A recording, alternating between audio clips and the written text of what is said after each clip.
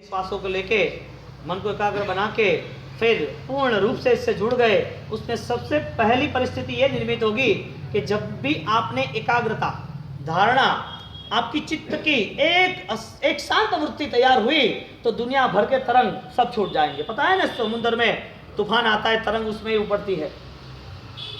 समुद्र के तूफान में तरंगे बाहर आती है कि नहीं आती है? कहाँ से आती है?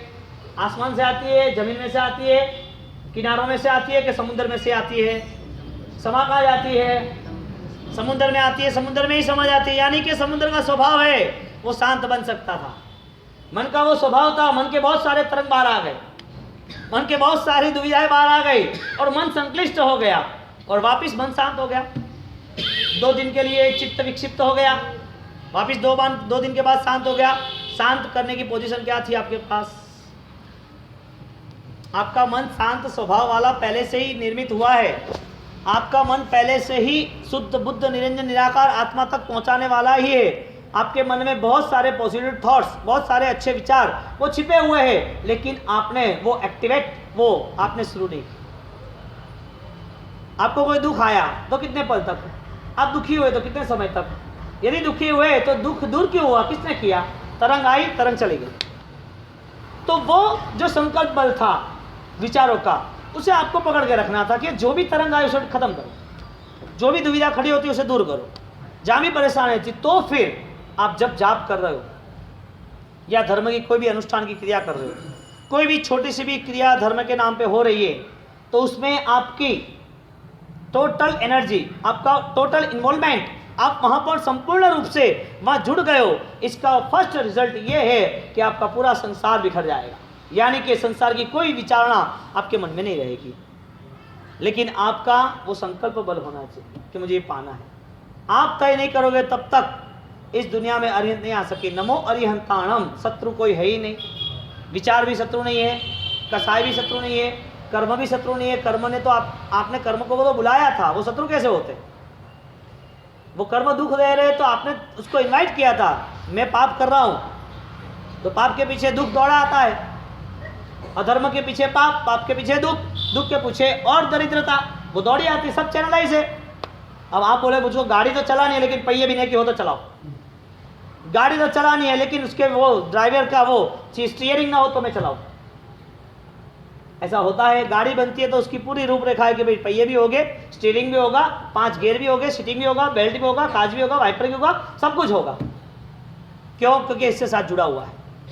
सामयिक करना है तो सामयिक है, तो सामयिक के लिए स्थान भी है, कटाष्ठा भी है, बेड का यानी बेड का भी है, मुपत्ति है और उसकी क्रिया भी है। पूरा एक पैकेज है। ये पैकेज गाड़ी का है तो एक पैकेज सामयिक का है। तो ऐसे पुण्य और पाप का पैकेज है। आपने धर्म किया, पुण्य हुआ, पुण्य हुआ तो सुख मिला, सुख हुआ तो आनंद हुआ। लेकिन यहाँ रुक जाता है। सुख मिलने के बाद निश्चित नहीं कि आनंद मिला या ना मिला, लेकिन धर्म सही होता तो होता। इधर अधर्म हुआ, पाप हुआ, दुख मिला और दुखी हुए, यानी कि दरिद्रता की अवस्था रही। ये पूरे पैकेज है। अब कोई भी चीज मिस्टेक नहीं हो सकती। हाँ, कर्म के सिद्धांतों के साथ। अब आप नमो अरिहंताणम से आप जुड़े हो तो अरिहंत यानी कोई शत्रु नहीं आपके है। वो शत्रु कैसे हो सकते हैं?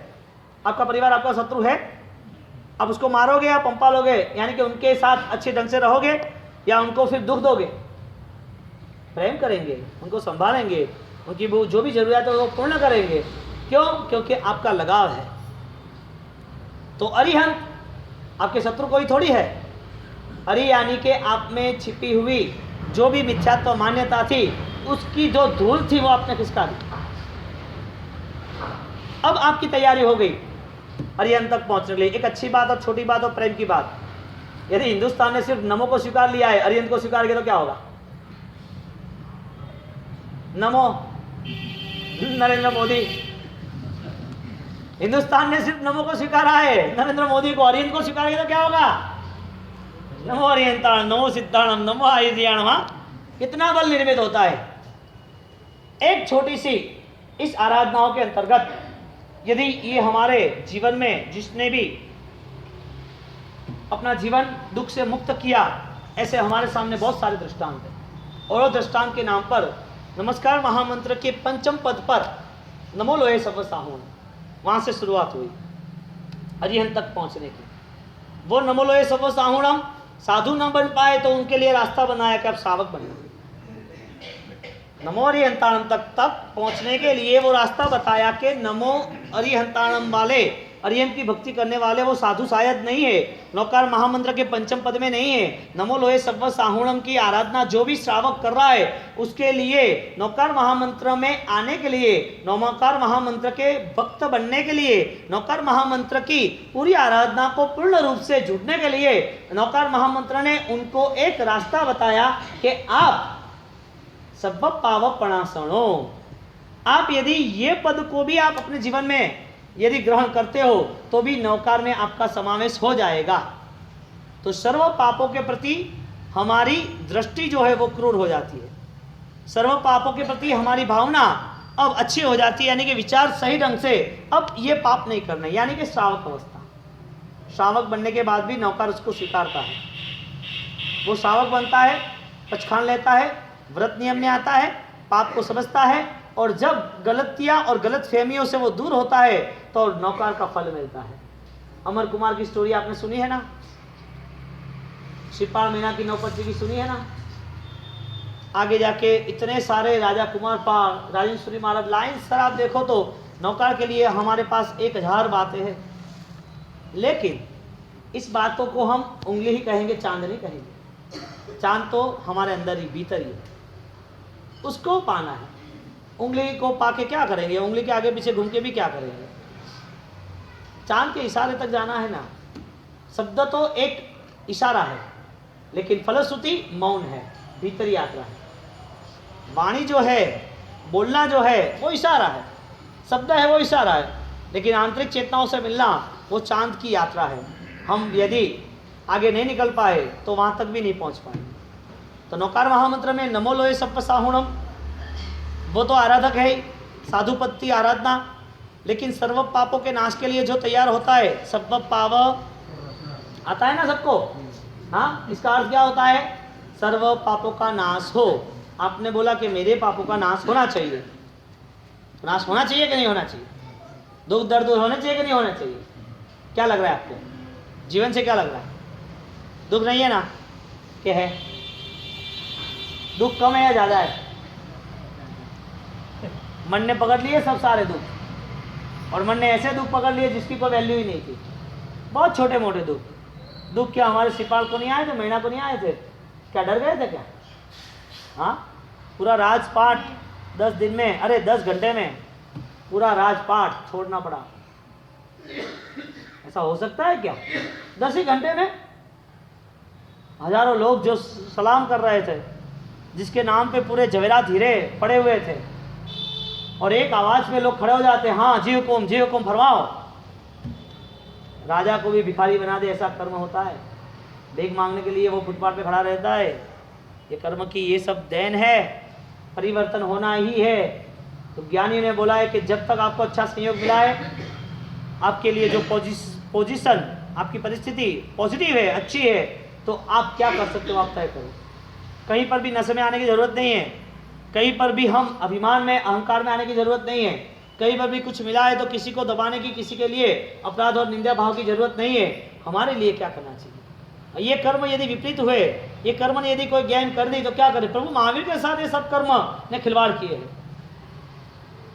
परंपरा में सबके साथ खिलवाड़ हुआ है। 10 घंटे में इधर मैना को छोड़ना पड़ा, इधर सिपाल को छोड़ना पड़ा, और राजकुमार वो सब रक्तपीतिया 700 लोग जो कोढ़ी थे, बीमार थे, जिसके पास गांव का एक व्यक्ति जाता नहीं, उसको करीब जाते और वहां पर रोग लग जाता, वो गांव में आते जाते तो बास मारती, ऐसे वो रुग्ण, ऐसे दर्द वाले, ऐसे पीड़ादायक लोग, उनको राजकुमार सिपाल को दे देना पड़ा, राजमाता को। कोई माता क्या ऐसा करेगी? कोई माता अपने बच्चे को कादो कीचड़ में फेंकेगी, कचरे की टोपली में फेंक देगी, ले जाओ उसको, क्यों? माँ ने कुछ नहीं किया, कर्म ने सब कुछ किया। माँ तो सुख चाहती थी, पिताजी तो सुख चाहते थे, लेकिन क्या हुआ? कुछ भी नहीं हुआ। कर्म परिवर्तित है, लेकिन जब तक आप नहीं करोगे तब तक कुछ नहीं होगा। आपसे सब कुछ होगा, आप चाहो वो चेंज कर सकते हो, आप चाहो वो पूरा परिवर्तन आ सकता है। आप यदि नहीं चाहे तो आपके जीवन में हर वक्त कहीं ना कहीं कोई ऐसा एक्सीडेंट आ जाएगा, कोई ऐसा कोई ना कोई प्रसंग, कुछ ना कुछ ऐसा निर्मित होगा, आपको पता ही नहीं चला कैसे हो गया सब कुछ।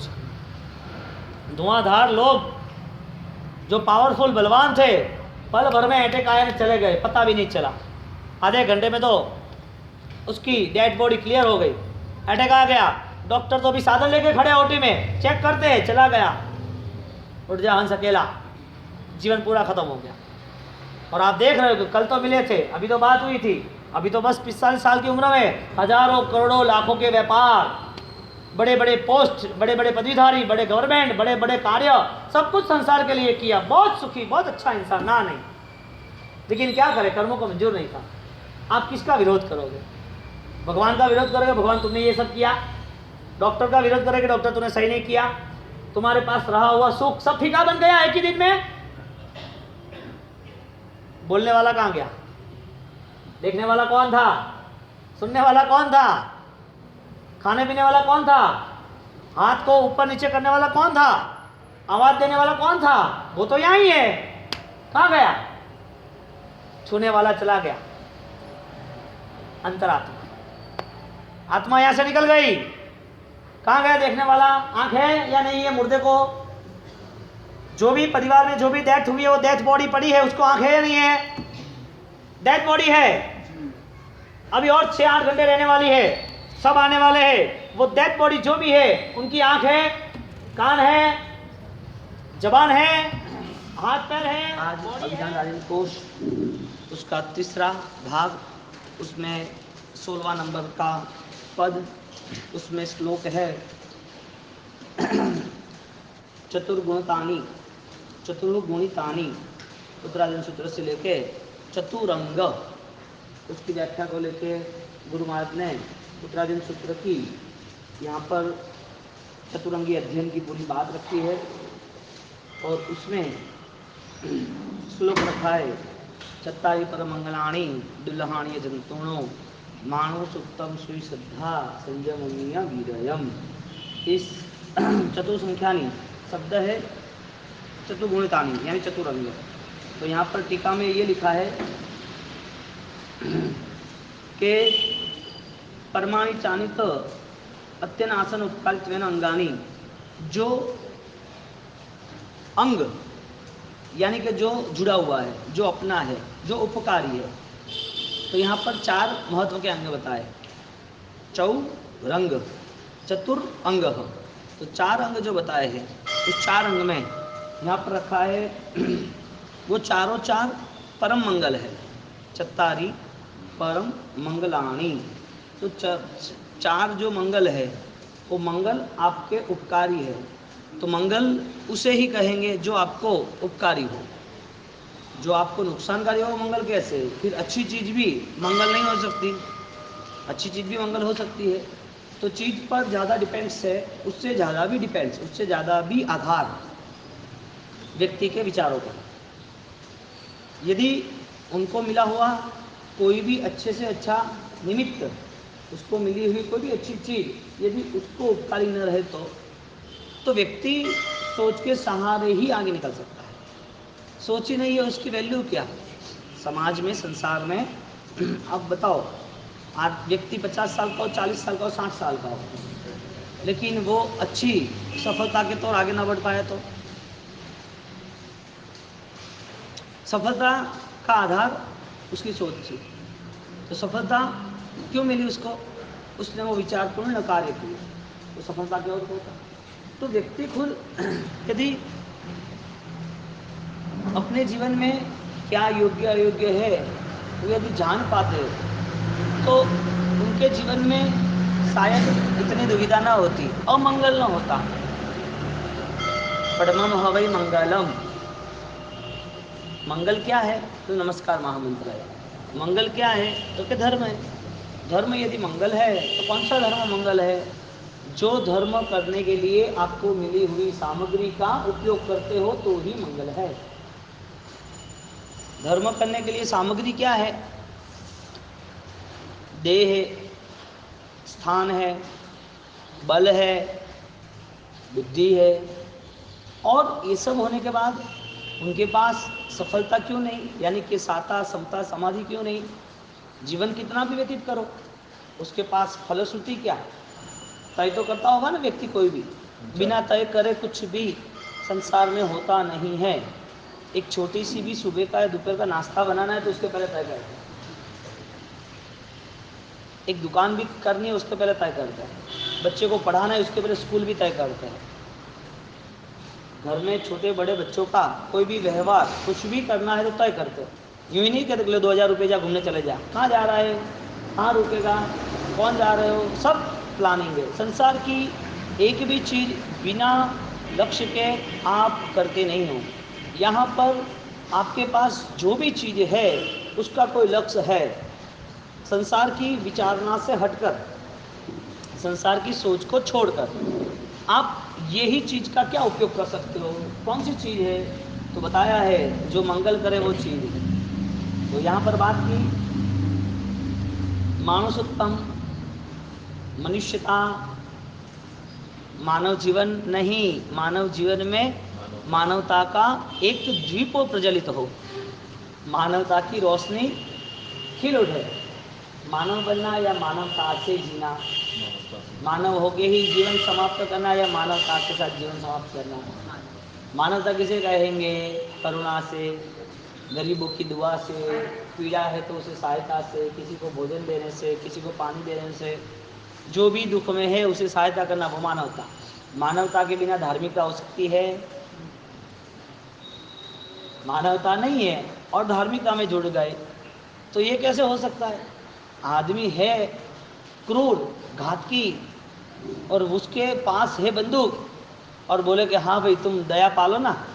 अरे भाई, उसके मुंह पे जो गुस्सा है, उसके मुंह पे जो जुनून है वो तो कम करो। उसके पास जो गन है, जो उसके पास छुरी है, उसके पास एटम बम है, वो तो दूर करो, क्योंकि वो निमित्त है, कभी भी वो हमला कर सकेगा। यानी कि जो योग्यता होनी चाहिए वो विपरीत है तो उसे संभवता नहीं होगी, उसे कोई भी फलश्रुति नहीं है। योग्यता नहीं है और रिजल्ट मांग रहे हो, वो कैसे संभव है? मानवता नहीं है और धार्मिकता चुन लिया, वो कैसे संभव है?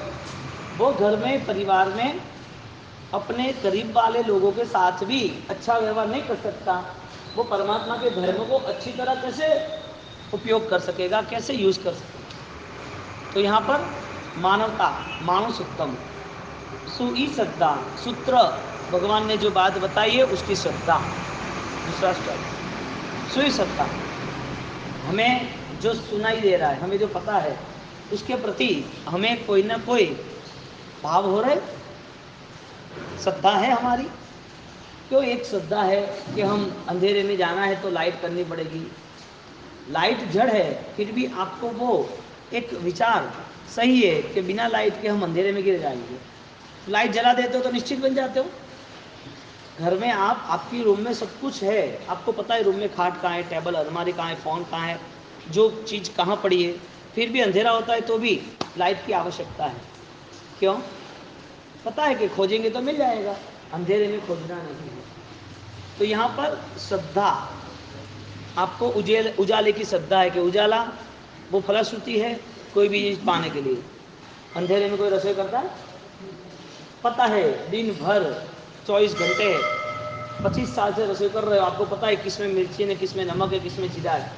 अंधेरे हो ना, अंधेरे में रसोई चालू कर दे तो नहीं रे, अरे अंधेरा अभी नहीं, मतलब क्या डाल दिया क्या पता, डब्बा कहाँ घूम गया क्या पता, पहले लाइट करो। लाइट भी चली जाती गाँव में तो पहले दीपक करते। क्यों? पता होने के बावजूद भी आंतरिक एक निश्चय दृढ़ है, उजाला होगा तो हम कहीं पर भी निष्फल नहीं होंगे। एक आंतरिक निश्चय है कि हमारी ज्ञान की यदि संपूर्ण तैयारी स्वीकारने की होगी, हम ज्ञान को यदि सही ढंग से हमने जान लिया होगा तो हम कहीं पर भी मिस्टेक्स में, हम कहीं पर भी प्रॉब्लम में नहीं आएंगे। श्रद्धा हमको किसी जीव की हिंसा नहीं करनी, किसी जीव को दुख नहीं देना। जीव मरता थोड़ी है, रात्रि भोजन जीव मरता नहीं है, मरते वक्त जो हिंसा होती है ना वो मारने के बराबर। जीव मरता क्या है, थोड़ी है, वो तो हिंसा हो रही है सूक्ष्म जीवों की, वो इतनी हिंसा हो रही है कि वो हिंसा का दर्द उसे इतना महसूस हो रहा है, वो दर्द रिफ्लेक्स वो रिटर्न आ रहा है। इसके लिए भगवान ने बोला कि जीव दया का पालन, हिंसा न करने का पालन। किसी जीव की यानी कि जीव को मिला हुआ जो भी है उसके ऊपर आप क्रूरता से उसकी हत्या मत करो। तो श्रद्धा है कि जीव दया का पालन करना चाहिए, श्रद्धा है कि जीव दया पालन से कर्मक्षय होगा, श्रद्धा है कि जीव दया पालन से हम हमारे आत्मा को सुकून मिलेगा, शांति मिलेगी। सुई श्रद्धा किसे कहते हैं? सूत्र की श्रद्धा सिर्फ किताबों में नहीं है, सिर्फ ये बातों में सुनने में नहीं है, उसके जीवन में उसे पता है कि मुझे मेरे आत्मा की भाव दया के लिए, मेरी आत्मा को कहीं दुर्गति, कहीं पर दुख ना आए, मेरी आत्मा को ये अच्छे व्यवहार सब निष्फल न हो, इसके लिए वो सब व्यवहार श्रद्धापूर्ण सोई श्रद्धा। संजय मम्मी वो सम्यक्ति बनता है, संजय मम्मी यानी सम्यक्ति। सूत्र पता है लेकिन वो सूत्र जानने के बाद उसकी दृढ़ श्रद्धा हो जाती है कि मुझे कुछ भी हो, कुमारपाल महाराजा की तरह मुझे कहीं पर भी धर्म से विचलित नहीं होना, यही मेरा धर्म है, यही मेरा जीवन। हमें धर्म करना है तो प्रलोभन देने पड़ते हैं, हमें धर्म करना है तो कोई ना कोई चमत्कार दिखाने पड़ते हैं। यानी धर्म करने वाला व्यक्ति वो चमत्कारों से, प्रभावों से आकर्षित होता है, फिर उसे पता चलता है कि मुझे ये तप करना चाहिए, ये उपदान करना चाहिए, ये नमाणु करनी चाहिए, मुझे ये करना चाहिए, इतने ये मंडल में ये सामायिक होगा, इसका सामायिक है, वहाँ जाना है। धर्म को बेच दिया। संजय मम्मी सम्यक्त्व शांत हो गया, खत्म हो गया, या मलिन हो गया, या निष्फल गया। 1 to 6 पच्चित्ता, 1 to 6 पच्चित्त यानी प्रायश्चित। उस प्रायश्चित शब्द में बंबई के चातुर्मास में एक ही शब्द चला था, ये पच्चित्त, कि प्रायश्चित कैसे कैसे करना चाहिए, किस किस वजह से प्रायश्चित है। प्रायश्चित यानी जो पाप किया है उसका पक्षालन, जो पापकारी क्रिया हुई, 18 पापस्थानक, हिंसा, झूठ, चोरी, जो भी गलत हुआ है, हर धर्म में हर चीज़ ये लिखी हुई है, हर धर्म में, और हर धर्म में हर चीज़ हर व्यक्ति कर रहा है। कोई भी चीज़ होगी तो उसका ये रूप यहाँ दिया है। किसी ने प्रायश्चित का नाम प्रभु भक्ति, किसी ने बोला हमने कोई गलत काम किया तो हम दान धर्म कर लेंगे, हम पशुओं को खिला देंगे, हम गरीब को खिला देंगे, हम परमात्मा को प्रार्थना करेंगे, हम भक्ति करेंगे, हम तप करेंगे, हम माला गिनेंगे, हम भगवान का नाम लेंगे, हम तीर्थ यात्रा में जाएंगे। सब ने अपने अपने मन से भिन्न भिन्न प्रकार के धर्म ढूंढ लिए हैं। सब जगह पर सब धर्मों में कहीं ना कहीं ये सब बात है। फाइनलेशन ये है, किसके लिए, क्यों करना। भगवान का नाम लो या दान दो, मुसलमान भी दे रहे, क्रिश्चियन भी कर रहे, उनके टारगेट में जो कुछ भी हो, लेकिन क्यों करना ये सब कुछ? इसके लिए करना कि संसार में इतने सारे पाप है, तो इस पापों का जो भी फल मिल रहा है, जो मिलने वाला है, वो फल हमें पता नहीं है, लेकिन वो फल यदि ज़्यादा ही दुखदायी है और ज़्यादा ही परेशान कर रहा है, तो परमात्मा आपसे हम प्रार्थना कर रहे हैं कि हमसे जो गलती हो गई इसको हम माफ़ कर दो। ये मालिक तेरे बंदे हम, ऐसे हो हमारे कर्म, भूल अज्ञान से हो अंधेरे, भूल कर भी भूल होना। हे मालिक तेरे बंदे हम, ऐसे हो हमारे कर्म, नेकी पर चले। हाँ, काते हंसते हुए निकले दम, हमारा हंसते हुए निकले दम, यानी कि हंसते हंसते हम इस जीवन को छोड़ दें। ये क्या हुआ? ये धर्म ही है ना, हम क्या यही बात तो कर रहे हैं? तो प्रायश्चित शब्द सब धर्म में संलग्न है। यहाँ विशेष स्तर पर एक द्रव्य प्रायश्चित आपने की हुई पाप की क्रिया है, पाप की क्रिया का फल पाप के धर्म, पुण्य धर्म से आप वो पाप को दूर करो। संसार है, कोई भगवान तो है नहीं, भूल तो होने वाली है। भगवान नहीं होगे तो भूल नहीं होगी, भगवान नहीं है तो भूल तो होने वाली है। मिट्टी का देह, मिट्टी का मानव है, 4 दिन की चांदनी है, अज्ञान है, कई सालों से बोर्ड लेके घूम रहा है, पता नहीं है, अनजाने में हो जाता है। भगवान ने रास्ता बताया, भूल हो जाए तो चलेगा, भूल कर लोगे तो भी चलेगा, लेकिन क्या आपका मन वो तैयार है एक्सेप्ट करने के लिए? हाँ ये गलत है, बस इतना ही, और मेरे को नहीं करना चाहिए, भगवान मुझे माफ़ कर दो, इतना भी अपने को कोई मन तैयार हो रहा है कि ये नहीं करना चाहिए। व्यक्ति को धर्म की आराधना कितनी करनी वो लिस्ट लगाना है, लेकिन अपनी आत्मशुद्धि के लिए निद्रा क्या करनी वो लिस्ट नहीं लगाना है। आप देखना वो कन्फेशन नहीं कर पाएगा, वो अपने आत्मा को प्रायश्चित के स्तर पर शुद्ध बनाने के लिए परमात्मा से प्रार्थना नहीं करेंगे, परमात्मा मेरी भूलों को मुझे माफ़ कर दो, सब पाप प्रणाशनो मिच्छामि दुक्कड़म मिच्छामि दुक्कड़म मिच्छामि दुक्कड़म मिच्छामि दुक्कड़म। ये क्या है? मैंने किए हुए पाप की मुझे माफ़ी दो। हमारा यानी कि ज़्यादातर लोगों का लक्ष्य क्या होता है? पाप करते रहते हैं, धर्म प्रवृत्ति भी करते रहते हैं, लेकिन धर्म प्रवृत्ति से पुण्य मिलता है, पाप प्रवृत्ति की है उससे भी पाप मिलता है। तो पुण्य और पाप दो कर्म मिले। आपकी आत्मा की शुद्धि के लिए क्या प्रयत्न किया? कर्म आपके पुण्य के जो भी है वो जरूरी नहीं है कि वो पाप को बदल देंगे, लेकिन आत्मा की शुद्धि के लिए यदि आपने क्षमा याचना की होगी, मिच्छामि दुक्कड़म प्रायश्चित, तो सब पाप खत्म हो जाएंगे। आप देखो चंड कौशिक ने प्रायश्चित किया कि नहीं किया? क्या हुआ? पाप कितने सारे थे और सब 15 दिन में हजारों दिनों के सब पाप खत्म हो गए। हजारों दिनों के बहुत सारे लोग, कितने हजारों लाखों लोग। हमारे यहाँ 10 वैकालिक सूत्र में, यानी यहाँ के भी बात लिखी है, 10 वैकालिक सूत्र में लिखा है, जिसने अपना मन प्रायश्चित के स्तर पर ले गए कि मुझे पहले प्राणातिपात बीजिए मुसावात, अतिचार में जो जो भी पाप बताए हैं वो उससे हो गए, तो उससे माफ़ी मांगने के लिए वो तैयार हो गए। ये पाप नहीं होने चाहिए, मेरी माफ़ कर दो, भूल कर दो, ये अब नहीं करेंगे, अब नहीं करेंगे। सिर्फ लिखने की शुरुआत की ना, तो ऐसे मन के भाव आ गए, ऐसे आंसू आ गए, ऐसी वो मानसिक स्थिति तैयार हो गई, वो जीव वहाँ का वहाँ केवल दान हो गया, वहाँ सम्यक दर्शन, वहाँ मृत्यु के भाव अब छोड़ना है।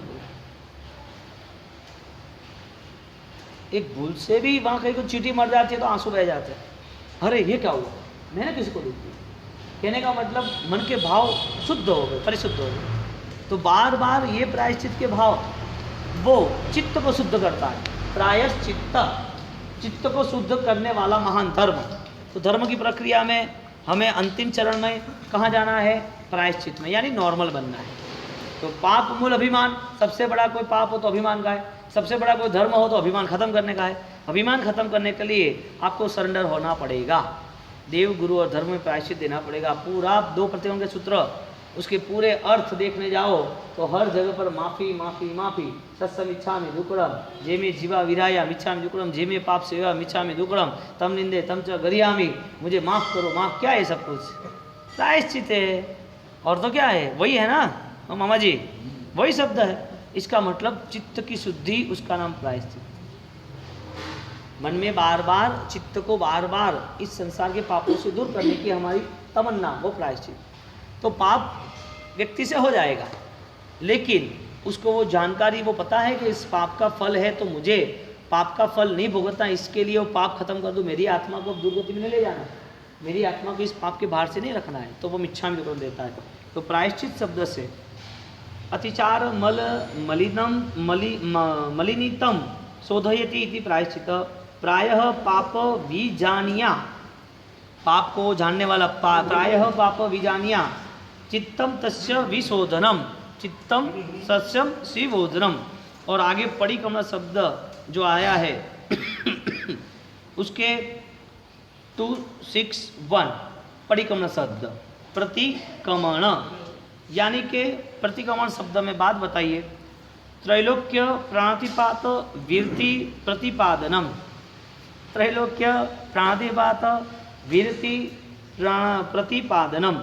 कई शब्द तो आपको पता है जो हिंदी से मिलते जुलते हैं।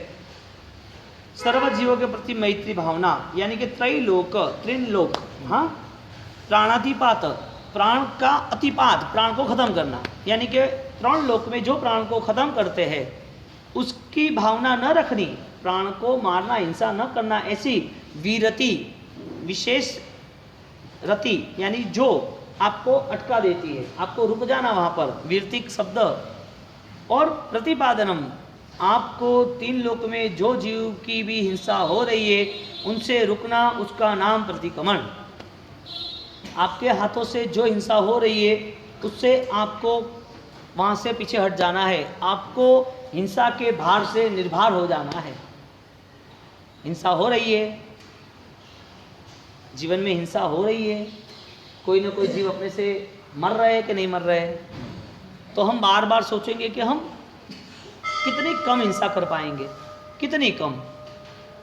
सबसे बड़ी कोई हिंसा हो तो रात्रि भोजन की है, उसमें हम कितने बच पाएंगे।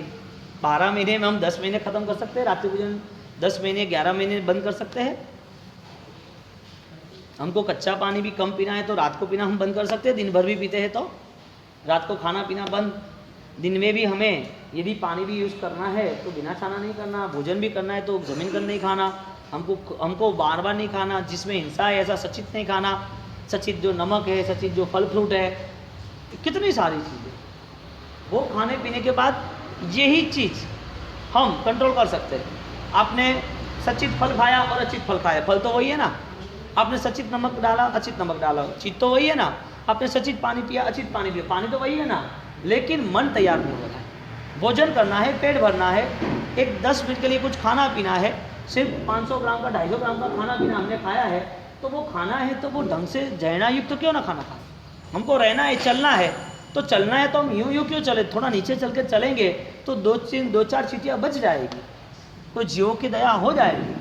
हमको मंदिर ही आना है, कहीं जाना है और थोड़ा सा भी वॉकिंग डिस्टेंस है तो हमको गाड़ी यूज़ नहीं करनी है। हम कहीं पर भी बैठते हैं तो बिना पंखे हम बैठ सकते हैं, बिना एसी रह सकते हैं। तो ये सब सुविधा कौन बनाएगा। हम बार बार, अब साधु नहीं बनते लेकिन जीव दया का तो परिणाम रख सकते हैं ना। मन में करुणा का भाव हिंसा का आना चाहिए, करुणा मैत्री का। तो वो यदि नहीं आया तो जैन धर्म प्रभु महावीर से जुड़ने का अर्थ क्या। प्रभु महावीर तो मोक्ष में चले गए, हमारी धारणा ऐसी है कि हम धर्म कर रहे हैं। प्रभु महावीर ने बताया धर्म जो करना है वो तो आप अपनी सोच के साथ करो ना। जैना का धर्म बताया और उसमें जैना भी मनगत बताया कि आप क्रोध कंट्रोल कर सकते हो, परिवार में कर सकते हो तो बाहर क्यों नहीं कर सकते।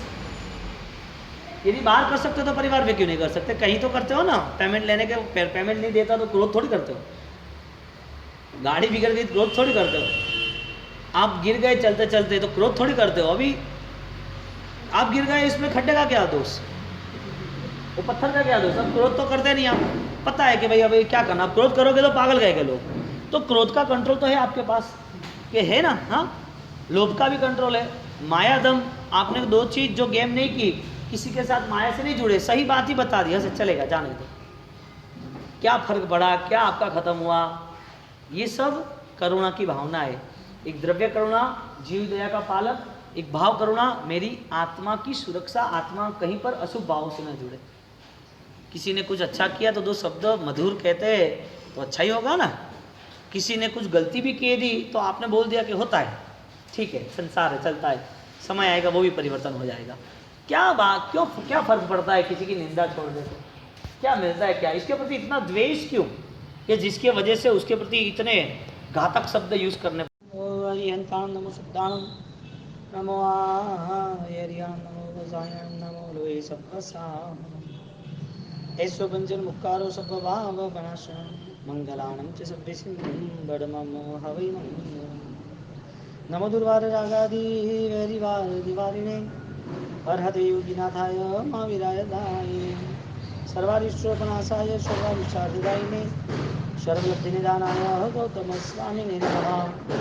जय लोकेश शैलराजेन्द्र सूर्य हरतु हरतु तापं दैनं क्लेशभाजां नदवाद्यं तद्दिशुदुन्दुभीनां जपतु जपतु तस्याख्यां सदा भव्यलोक तत्त्वादिसद्बोधप्रकाशकाय आत्माभिमागतनिश्चयाय जयंत रत्न त्रदायकाय दिवादिदेवाय नमो। मन के परिवर्तन को तो आपने माना ही नहीं, आपके करीब रह रहे, वो भी आपके दुश्मन है।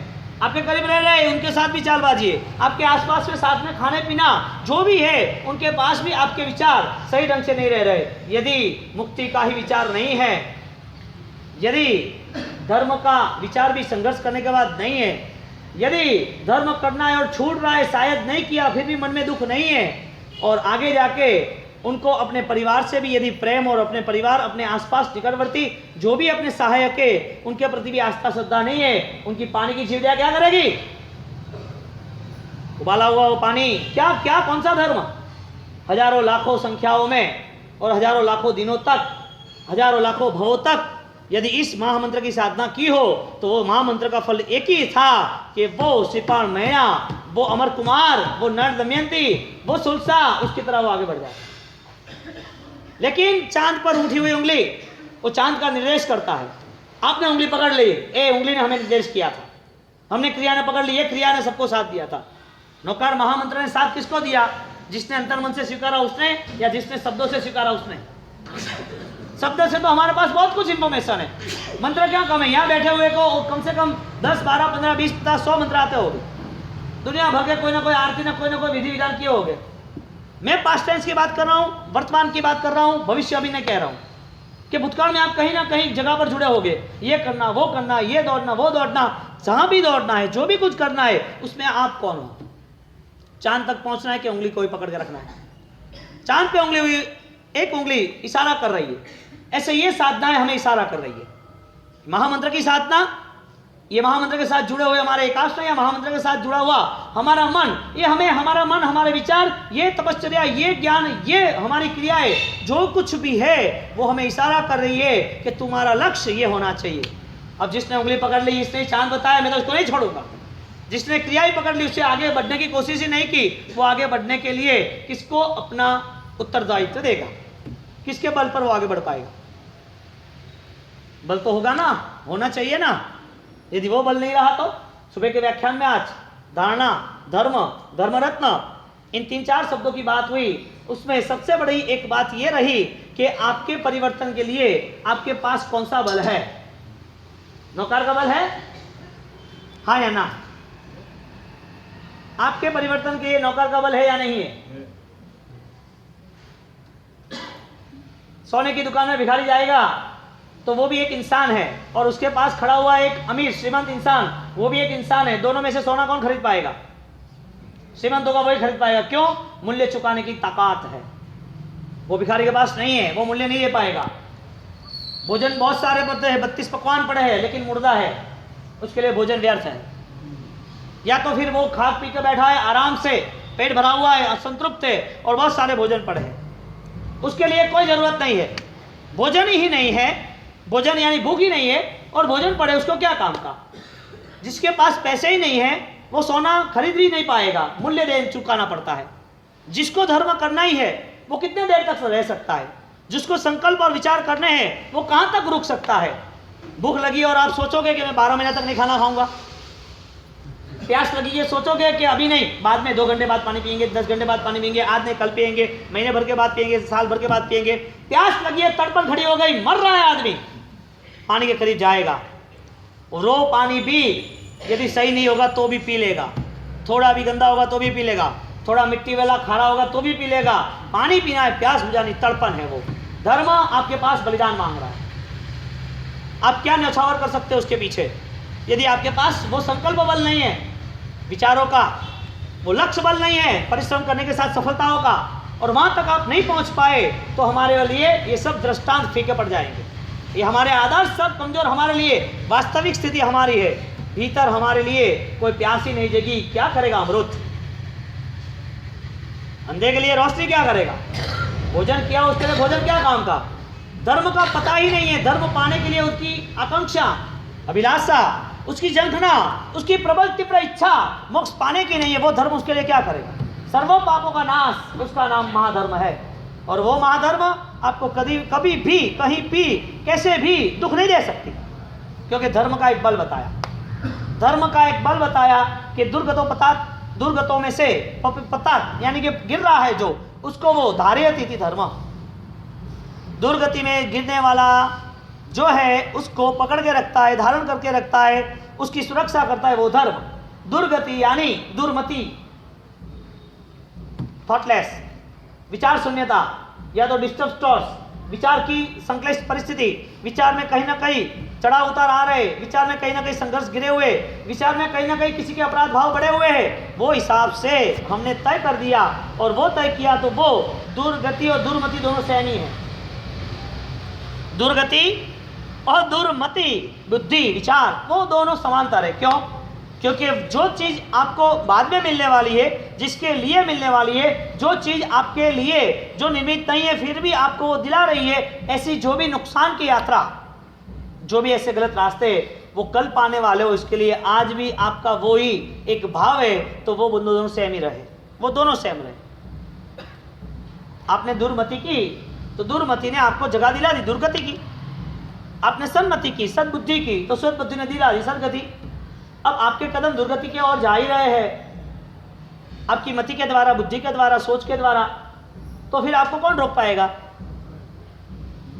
कहने का मतलब यह था कि यदि धर्म यदि सुरक्षा करता है, धर्म यदि सुख दे रहा है, तो सबसे बड़ा कोई धर्म हो तो पाप को पहचानना और पाप का प्रक्षालन करना, यानी कि मन आधारित वैचारिक शुद्धि के आयाम को हम चुन सकते हैं, वैचारिक शुद्धि को हम पहुंच सकते हैं।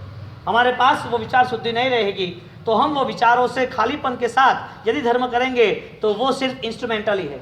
एक बंसरी पड़ी है, फ्लूट, और वो बंसरी पड़ी है लेकिन किस काम की, न तो उसमें कोई बजाने वाला है और न ही कोई सुनने वाला है। बजाने वाला हो तो वो बंसरी काम की भी है, देह है और वो देह यदि काम न करता हो तो सदगति के लिए, विचार है वो काम न करता हो तो सदगति के लिए, धर्म आराधना है वही हमें फल न दे रही हो हमारे भविष्य के सुनहरे अवसर को, तो बार बार यदि हम सोचते हैं कि धर्म प्रवृत्ति करने वाला व्यक्ति यदि वो उंगली को पकड़ के रहा तो चांद तक नहीं पहुंच पाएगा। तो हम हमारी संकल्प यात्रा, हमारे विचारों के साथ हम यदि धर्म से जुड़े हैं तो पहले ही हम टारगेट बनाए कि मेरे मन में, मेरे विचारों में मूलभूत परिवर्तन कौन सा हो सकता है। पूर्व के काल को भूल जाओ, पूर्व में जो भी है वो छोड़ने की तैयारी करो।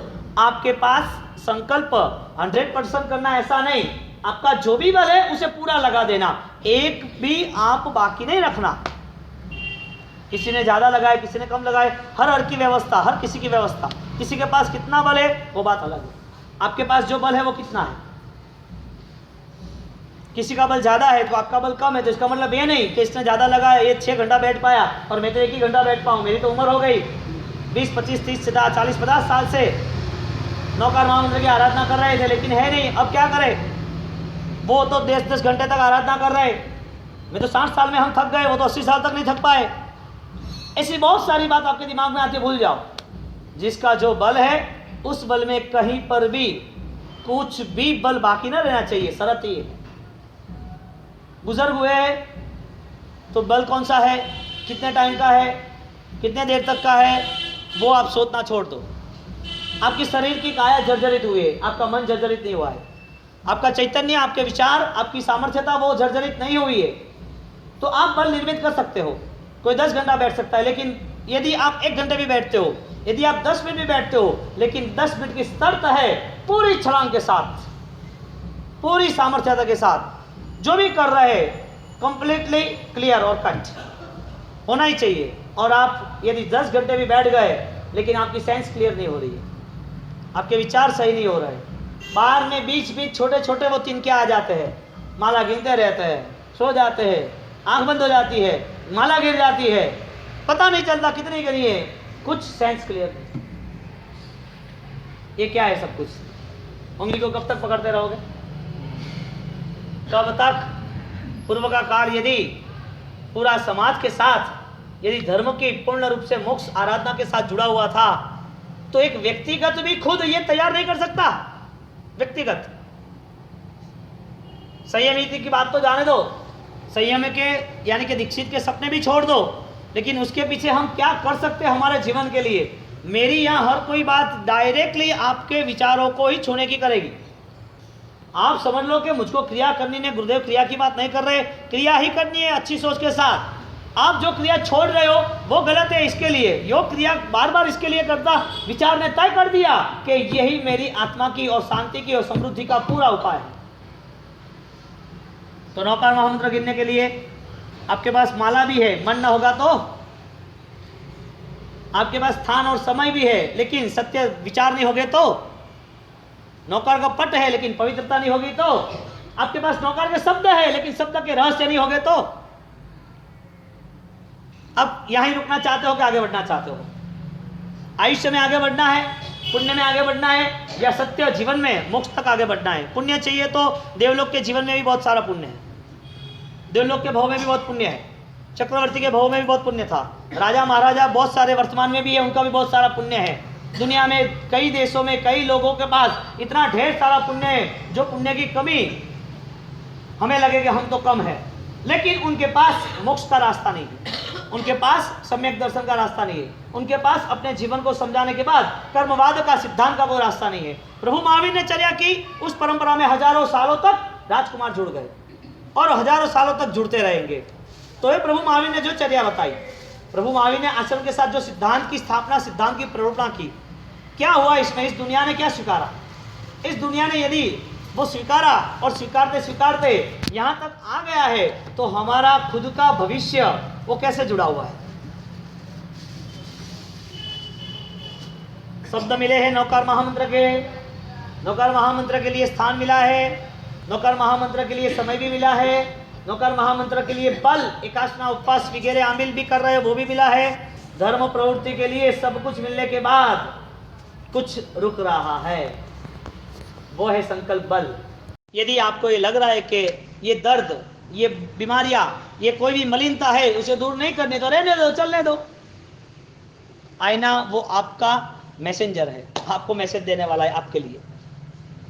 ये ग्रंथाधिराज आपको मैसेज दे रहा है, उद्विग्न चित्त छोड़ दो, संक्लिष्ट चित्त को आप दूर कर दो, और जितना वो उद्विग्न रहेगा उतना वो दुखी रहेगा। उसको और परम शांति की अनुभूति करनी है तो उसे त्याग में आना ही पड़ेगा।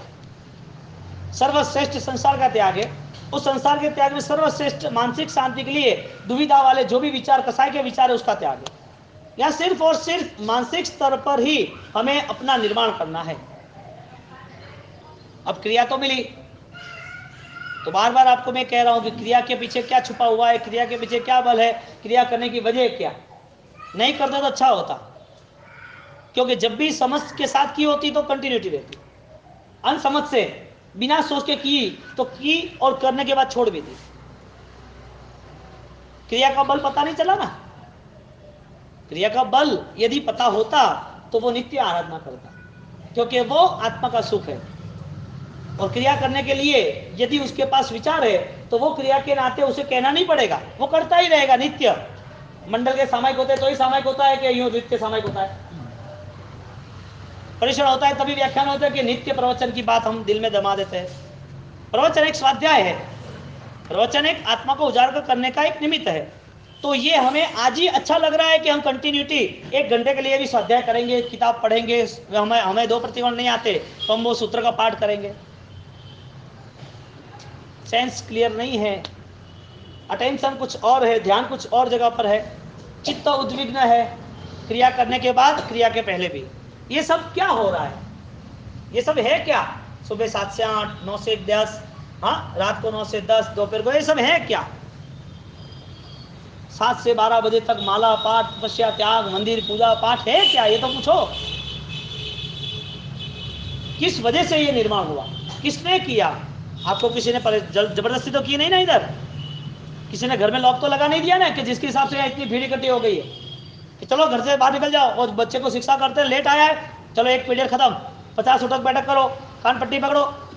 वो पनिशमेंट स्टूडेंट को क्यों करते हैं? उसने गुनाह किया। इसके आपका कोई गुनाह था, इसके लिए आपने क्रिया की, या आगे बैठ गए? आपने कोई गुनाह नहीं किया ना, तो ये क्या है? चलो, इसकी वजह क्या?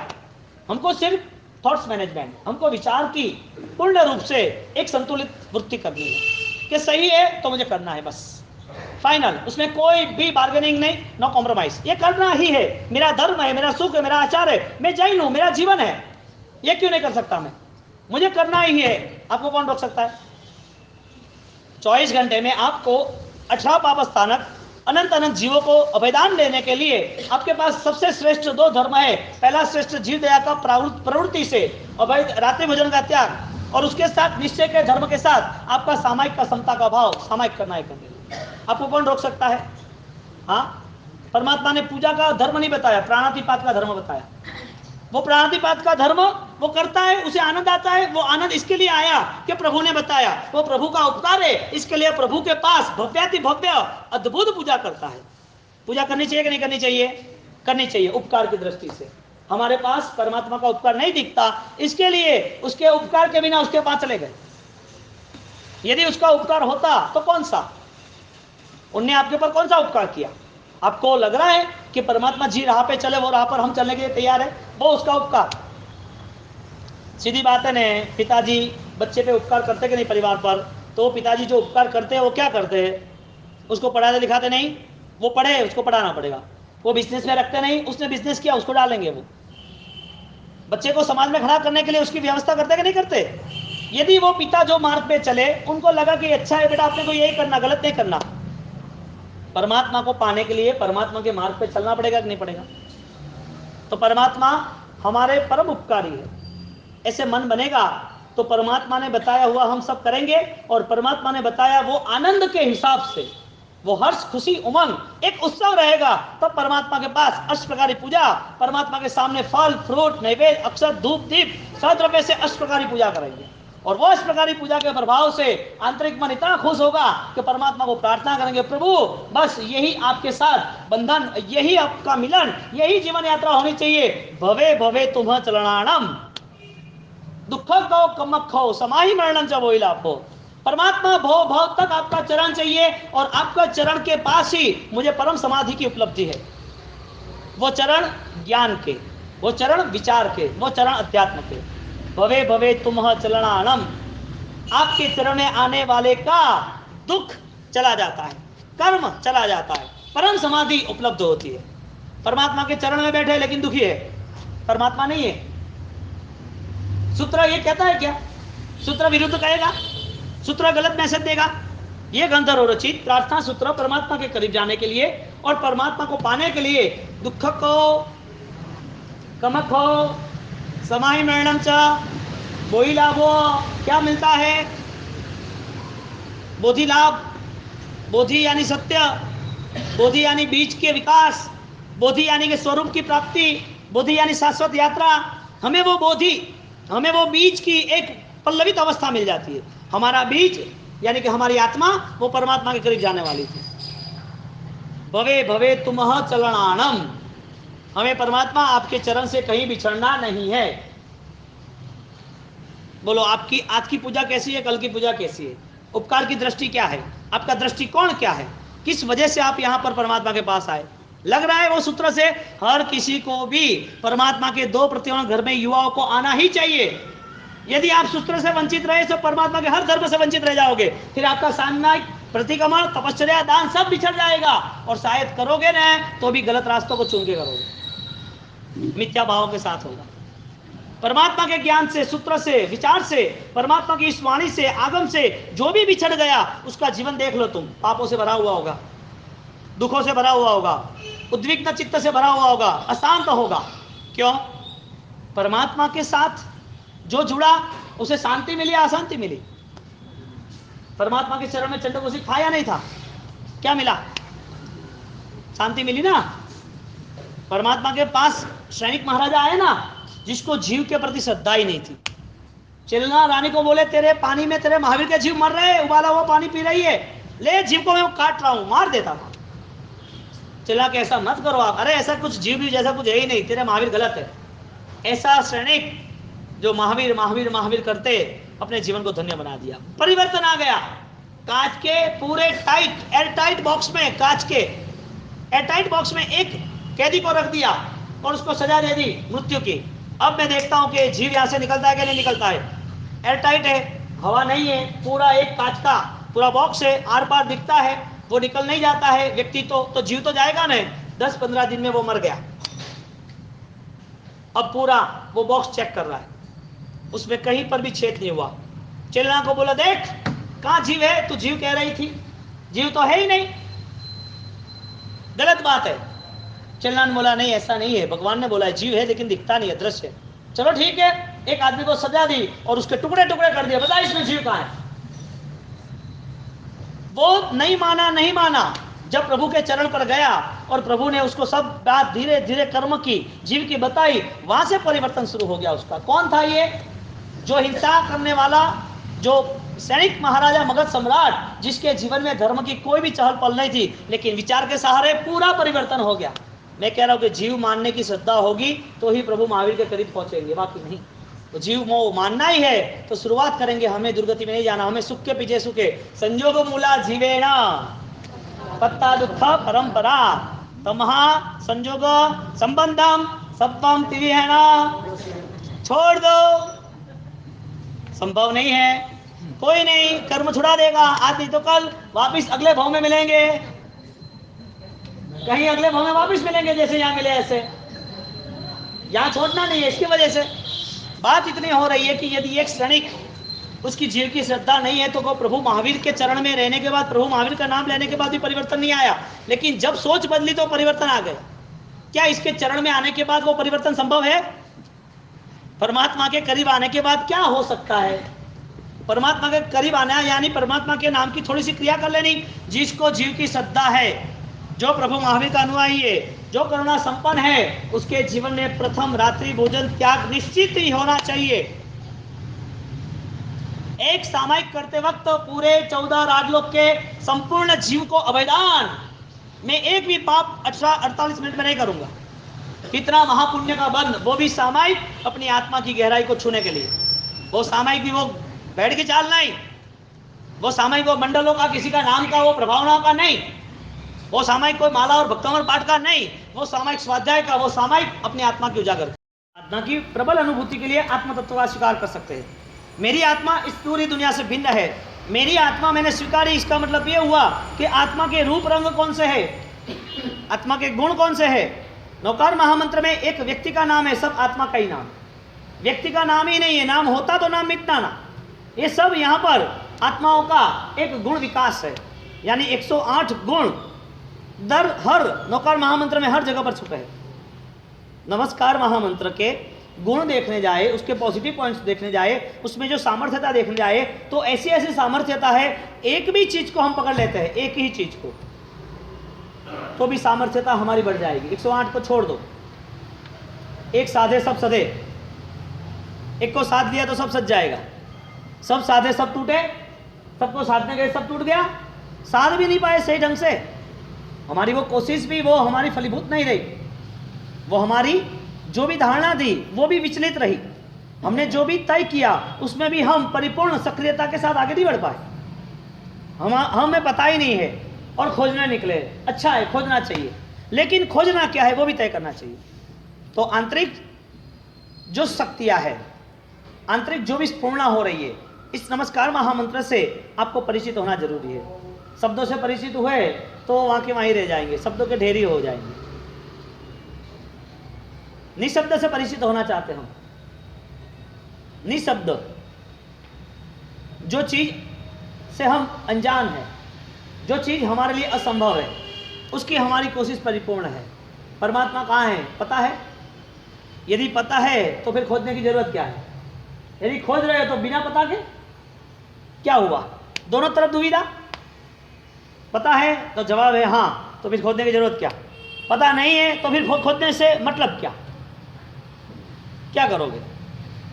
खोजना चाहिए कि नहीं खोजना चाहिए? हमारा मन परमात्मा तक ले जाता है, यानी कि हमारा आत्मा परमात्मा के यदि करीब जा रहा है तब आप वो परमात्मा बन जाते हो जिनकी खोज वहाँ ही पूर्ण हो जाती है। कोई परमात्मा मिलता नहीं है, हर प्रकाश दूसरे प्रकाश को समा लेता है। परम ज्योति आपकी ज्योति को समा लेगी अंदर, वो ज्योति से ज्योत मिले और वो प्रकाश एक रूप हो जाता है। तो परमात्मा के मिलन में, परमात्मा की खोज में नमस्कार महामंत्र का आराधक, उसे यदि शब्द का संयोग मिला है, जो विधान राजन को उसमें संयोग पद से जो पॉजिटिव बताया वो नेगेटिव बताया, दोनों बताए, तो जो शब्द का योग मिल रहा है वो शब्द की गहराई तक जाने के लिए आपके पास एक संकल्प और एक समर्पण, वो दो चीज़ों को लेके आप अनुभूति का स्तर, यानी कि आप साधना की सिद्धि तक पहुंचने की शुरुआत करते हो, पहुंच भी जाते हो। तो क्या इस शब्दों के नाते हमें एक गुण हम हमारे जीवन में 100% हाई स्टेज पर ले जाते हैं? 108 गुण हैं, मैं भी गिना दूंगा, आप भी गिना, आप समझ भी लोगे, आप भी गिना पाओगे। आपको पता है 108 गुण के रहस्य भी आपको पता है, लेकिन हमारा पुरुषार्थ वो नहीं है, मिटने की हमारी तैयारी नहीं है, असंभव तक जाने की हमारी कोई यात्रा परिश्रम ही नहीं है। तो ये कैसे होगा? आप किसको मिलना चाहते हो धर्म प्रवृत्ति के बाद? ये क्यों करना, इसके पीछे राज क्या है, क्या होना है, लोग कर रहे हैं इसके लिए जुटना। वो अपनी भाव यात्रा तो आगे बढ़ा सकता है ना। आज अनुभव हुआ, कल अनुभव हुआ, अनुभवों के इतने सारे दिन चले गए, इतनी मात्राओं में अनुभव हुआ, तो पहचाना तो होगा ना वो सत्य मेरा सत्य अनुभव है क्या असत्य अनुभव है। पता तो होगा ना कि ये मेरी फलीभूत है या निष्फल है। वो कौन जानेगा। जब जब हमारा मिथ्या भाव खत्म होता है, सम्यक भाव के करीब आते हैं, तो जीवन गुणवान बनता है, और वो गुणवान जीवन वो अनुभव के स्तर पर सर्वोत्कृष्ट और सबसे भिन्न होता है। आज परमात्मा कहाँ मिलेंगे, चिता पे चढ़ जाए क्या। समाधि लेने के लिए सामने कोई क्रिमिनल को बुला दे, तो मशीन गन से उड़ा दे, हम बैठे आराम से। ये तो साधना का जीवन है। ये मिला वो पुण्यशाली है, और सबको मिला नहीं है। तो इस जीवन में नर्क में नहीं जाना है, इस जीवन में दुर्गतियों में नहीं जाना है। तो इस जीवन में हम कहाँ जाएंगे, क्या कर पाएंगे। हमारी आत्मा के लिए हमने कोई यात्रा चुनोगी। आप आपके भविष्य को आप चुन सकते हो, आप आपके भविष्य का निर्माण कर सकते हो। जब फिर चलता है चलने दो, मृत्यु आई नहीं है, सब अच्छा चल रहा है, देह भी अच्छा चल रहा है, तपस्या भी अच्छी रही, अनुकूलता भी अच्छी रही, इस सब का पूरा यदि अकाउंट क्लियर हो, जितनी भी बातें, जितने भी धर्म प्रवृत्ति, जितने भी हम व्यवहार में जुड़े, उसका पूर्ण रूप से यदि अंतिम यदि कोई रिजल्ट हो सरवाला, यदि कोई भी इसका लास्ट रिजल्ट हो, तो वो क्या हो सकता है। बीज को किसके सामने प्रार्थना करनी थी, सूरज के सामने या फूल के सामने। बूंद को किसके सामने प्रार्थना करनी थी, समुद्र के सामने या रेगिस्तान के सामने। मानव को क्या बनना था, मानव ही बनना था या परमात्मा बनना था, क्या बनना था। तो वो अंतर्मन तक नहीं पहुंच पाएगा। वो ये ध्यान करने के बावजूद भी वो ध्यान की धाराओं में उसकी अनुभूतियां क्या हो रही है, वो इस संसार के मोह माया के बंधनों से वो कितना क्लियर हो सकता है, कितना स्पष्ट रूप से उसकी मुक्ति के लिए वो तैयार हो सकता है। 8-8, 10-10 घंटे वो ध्यान में इतना लयलीन एकाग्रता हो जाता है, उसका ध्यान वो रहता ही नहीं कि मेरा कुछ बाकी रहा है, वो ध्यान की पराकाष्ठा रहती है। परमात्मा भी यहाँ आने के बाद आपको 1 इंच भी, 1 कदम भी आगे नहीं बढ़ा सकते, आपको नहीं बढ़ना है तो। कौन, जिसकी खोज पे आप निकले हो। आपको पूछा जाए सामयिक क्यों, आप बोलोगे समता के लिए, प्रतिअंग क्यों, तके पाप हटाने के लिए। अरे भाई, ये सबका अंतिम क्या है, ये सब किसके लिए है, इसकी ये पूर्व धारणा क्या थी, ये सब शुरू किया क्यों। हाँ, तो जीवन ऐसे ही व्यतीत होता है, तो क्या है सब कुछ, क्यों मिटना जरूरी नहीं क्या। संघर्ष से डरते हैं, कष्टों से डरते हैं, तो आस्था श्रद्धा निष्ठा का कोई मूल्य ही नहीं है। स्वीकारा कैसे, शुरुआत कैसे हुई हमारी। यदि ये महामंत्र सिर्फ शब्दों के लिए, सिर्फ संख्याओं के लिए, सिर्फ समय के और स्थान के लिए है, तो इस महामंत्र सिद्धि के लिए कब बनेगा। इसमें भी हमारा स्थान हो सकता है। ये कोई व्यक्तिगत नहीं है, ये समष्टिगत और सर्वगत इस शुद्धि के लिए है। और ये शुद्धि के लिए नौकार महामंत्र के 108 जो पॉजिटिव पॉइंट्स, जो गुण है, वो अरिहंत पद से पूरे विकसित होते हैं। अरिहंत पद से, क्योंकि वो करुणा से है सबसे, यदि टारगेट में, केंद्र बिंदु में, यदि सही ढंग से, यदि कोई सामर्थ्यवान कोई गुण हो, सामर्थ्यवान यदि कोई धारणा और धर्म हो, तो वो है करुणा। यानी अरिहंत करुणामय होते हैं, सभी जीव करुण शासन। मन तैयार हो गया कि न मानने की शर्त पर ही मुझे जीना है, सुख चैन मिले तो भी उसको छोड़ने की शर्त पर ही उसके साथ रहना है, अनुकूलता मिले फिर भी वो अनुकूलता को हमें कोई आकर्षण ही ना रहे, इसी तरह ही मुझे जीना है। करुणा भाव आत्मा के लिए। मिला बहुत कुछ है, मिलेगा भी बहुत कुछ, क्या फर्क पड़ता है, इससे लेना देना क्या। तुम कौन हो, तुम्हारा अस्तित्व क्या है, तुम्हारा यहाँ बसेरा कितना है, तुम किसके भरोसे जी रहे हो। जो पुण्य ने आपको दिया है उसका समय काल कितना है, जो पुण्य के साथ रहने वाला व्यक्ति है वो क्या भ्रमणा में रह रहा है, और उसकी भ्रमणा के बाद उसकी सिद्धि या सफलता क्या है। अंतिम चरण में जो भी आराधक है, जो भी धर्म प्रवृत्ति में जुड़ रहा है, उसकी धर्म प्रवृत्ति का वो कोई उपयोग वो अपनी आत्मा के लिए कर रहा है। धर्म प्रवृत्ति है या नहीं है, नमस्कार महामंत्र का स्मरण सुबह शाम है या नहीं है, हर वक्त पे नौकार का ध्यान करते हैं कि नहीं करते हैं। यदि ये सब प्रवृत्ति हो ही रही है, इस प्रवृत्ति के पीछे लक्ष्य क्या है। प्रार्थना किससे हुई बीच की, नष्ट होने के लिए हुई या पुष्ट होने के लिए हुई। एक आत्मा ने स्वीकार क्या किया धर्म के नाते, क्रियाओं के नाते, ध्यान के नाते, क्योंकि ध्यान करने वाला व्यक्ति वो यदि स्पष्ट रूप से ध्यान की गहराई तक जाता है तो उसे इस संसार का भी पता चलता है, संसार से मुक्ति कब पानी वो भी पता चलता है। यानी कि अब डिस्टर्बेंस कहीं नहीं, अपार शांति, करुणावान शांत रहता है, और जितनी शांति है जीवन में इतने परमात्मा के करीब है। उसका उल्टा, जितनी अशांति है, जितने डिमांड से, जितनी संसार की दौड़धाम है, इतने परमात्मा से दूर है। आपका लगाव आपको ही पहचानना है। 1 इंच भी परमात्मा आपको आगे पीछे नहीं ले जा सकते, साक्षात यदि आ जाए तो। आपको कुछ करना हो तो ना, यदि आपको कुछ करना नहीं है तो क्या करना। कब तक एक व्यक्ति है वो परेशान हो गया जिंदगी से, कुछ ना कुछ परेशानियां बढ़ती गई, मन बना लिया, दुख और स्लो हो गया, मन बना लिया मर जाना है, मरना ही वो ही शांति है, मरना वही मेरा नया अभ्युदय है। मरेंगे तो ही आराम मिलेगा, उसके पहले कुछ नहीं है। जिंदा है तो भी बार बार मौत ही दिखती है, बार बार मरते मरते ही जीते हैं, क्या करना, इससे अच्छा है मर जाना। मरने की शुरुआत की उसने, ट्रेन के फाटक के नीचे आ गया, सो गया, बस ट्रेन आ जाए और मैं खत्म हो जाऊँ, किसी ने उठा लिया। अरे पागल, इस जीवन में ऐसा थोड़ी करते हैं, अपघात नहीं होता है, नहीं मरना चाहिए, बच गया, परेशान हो गया वापिस। अरे यार मरने में नहीं देते लोग अच्छी तरह ढंग से।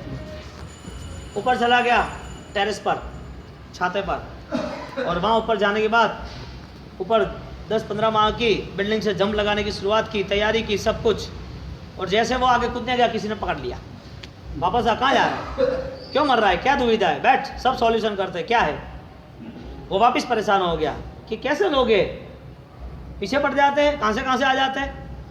वापस तीसरा राउंड तय किया, घर में फांसा बांध दिया, फंदा, और वो फंदा बांधने के लिए तैयारी की, फंदा बांध लिया, लटक गया, किसी ने आके पकड़ लिया, बचा लिया, रोने लगा।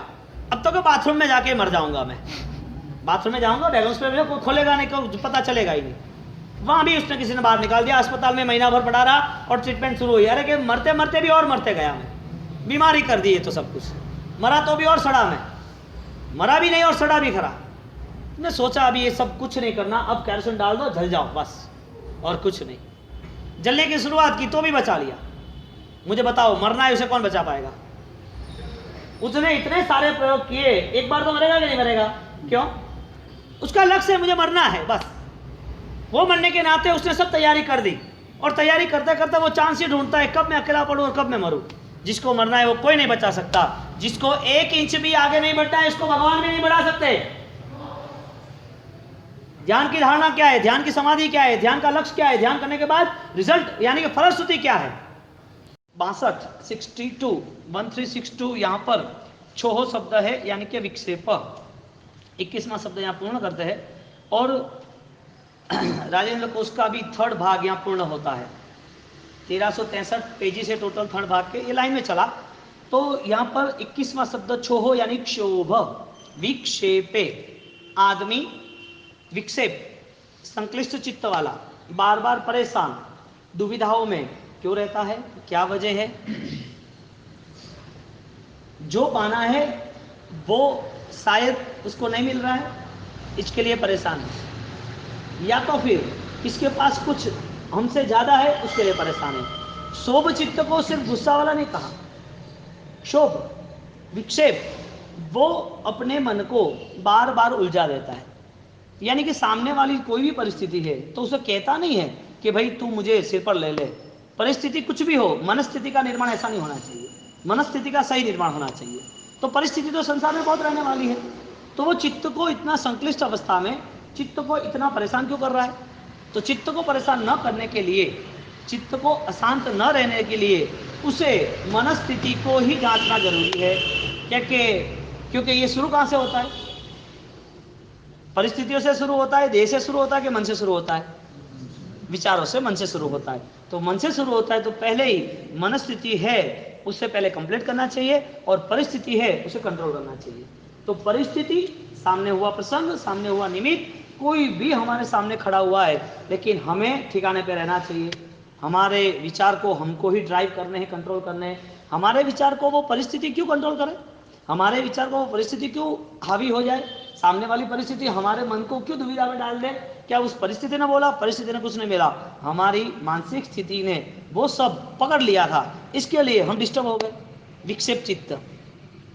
अब जो कोई सुख और दुख आता है उसकी वजह क्या है? परिस्थितियां है या व्यक्ति है? साधु यदि करोड़ों रुपयों का त्याग करके भी यदि वो एक छोटा सा पात्र है और वो पात्र में पूरा जीवन व्यतीत कर रहे हैं, तो हमें बर्तन कम ज्यादा मिले उसमें दुखी क्या होना? हमें पैसे कम ज्यादा मिले दुखी क्या होना? भोजन मिल जाता है ना, पहनने कपड़े मिल जाते हैं ना, सोने के लिए नींद आ रही है ना, औटने खाने पीने का सब अनुकूल है ना, शौक कम हो गए तो चलेगा। लोग दुखी क्यों हैं? शौक की वजह से या जरूरियात की वजह से? शौक की वजह से, मुझे ये नहीं है, उसको पास ये है, ये है। अरे क्या था 20-25 साल पहले वो सोचो, फिर मन को तैयार करो। जितना जितना वो उम्र बढ़ती गई, पैसा बढ़ता गया, दिमाग बढ़ता गया, इतना वो दुखी होता गया क्योंकि धर्म से करीब नहीं था। और वही है, देखो आप, तो क्षोभ चित्त उसका विसर्जन करना चाहिए ताकि हम इच्छा में चलो। और उसमें शब्द लिखा है पक्षीय पोषह्य, पक्षीय पोषह्य पाक्षिक पौषधिक, कि पाक्षिक पौषधिक पाक्षिक अवसर है, यानी कि तिथि के अवसर पर, अष्टमी चतुर्दशी, ऐसा यहाँ शब्द लिखा है। तो वहाँ पर आराधक आत्मा वो पोषक करता है। पाक्षिके अवश्यम तपः कार्यम, शब्द सुनना, पाक्षिके अवश्यम तपः कार्यम। इस शब्द के बहुत सारे अर्थ ले सकते हैं कि भाई पर्वत इसी को पोषक करना चाहिए। अब जो लोग बहुत ज़्यादा बिजी है, बहुत ज़्यादा संभाल रहे हैं, जिनकी बहुत सारी जिम्मेदारी है, बहुत सारी दुकान की, घर की, परिवार की, और वो पोषक ले तो मजा आ जाए।